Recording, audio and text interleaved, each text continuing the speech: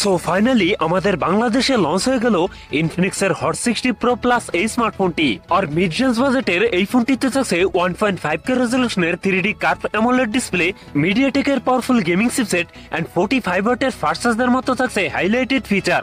এছাড়াও ফোনটির ডিজাইনও থাকছে ম্যাসিভ পরিবর্তন। কথা বলবো ইনফিনিক্স হট 60 প্রো প্লাস এই ফোনটা নিয়ে। এই ফোনটিতে নতুন কি কি চমক থাকছে সকল বিস্তারিত নিয়ে কথা বলবো আজকের ভিডিওতে। ভিডিওটি শেষ পর্যন্ত দেখবেন। আপনি যদি আমাদের চ্যানেলে নতুন ভিউয়ার্স হয়ে থাকেন, রিকোয়েস্ট থাকবে চ্যানেলটি সাবস্ক্রাইব করে রাখার।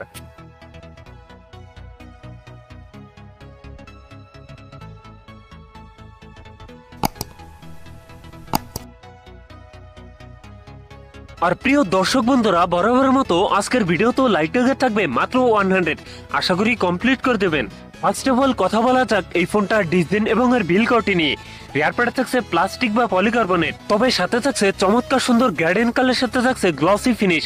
আর ফোনটির লম্বা সার্কেলে থাকছে ক্যামেরা সেটআপ গুলো। সেই সাথে এই ফোনটিতে থাকছে 5.95 থিকনেস। এছাড়াও ফোনটার ওয়েট থাকছে 155 গ্রাম। সামনের দিকে থাকছে ফুল বিট ডিসপ্লে। ডিসপ্লে টপ সেন্টারে থাকছে একটি পাঞ্চল, যেখানে বসানো ফোনটা সেলফি ক্যামেরা। লুক এবং ডিজাইনের কাছে প্রিমিয়াম মনে হয়েছে।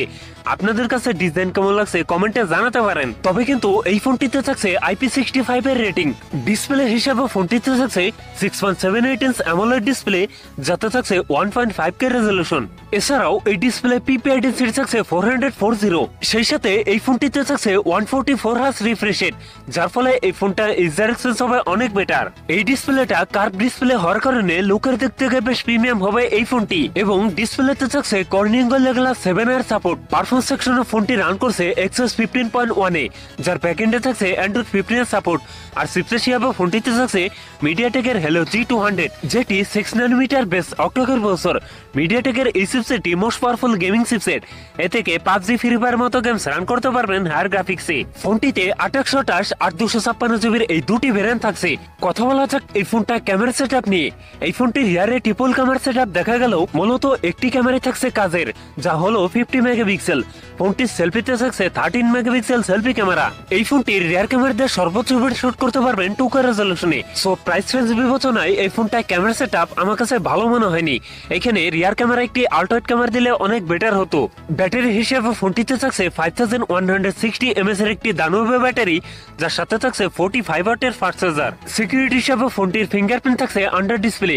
একই সাথে ফোনটিতে থাকছে ডুয়েল স্পিকার, যার ফলে সাউন্ড কোয়ালিটিও অনেক বেটার পাবেন। সো এই ফোনটি দেশের বাজারে দুটি ভেরিয়েন্টে লঞ্চ করা হয়েছে, যার 8128 ভেরিয়েন্টের প্রাইস রাখা হয়েছে 21999 টাকায়।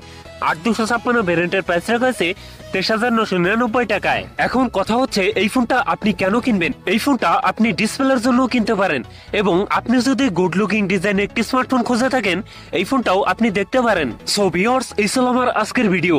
যদি ভিডিও ভালো লাগে অবশ্যই ভিডিওতে লাইক করবেন, কমেন্ট করে জানাতে পারেন আপনার মন্তব্য। এরকম ভিডিও পেতে চ্যানেলটি সাবস্ক্রাইব করে রাখতে পারেন।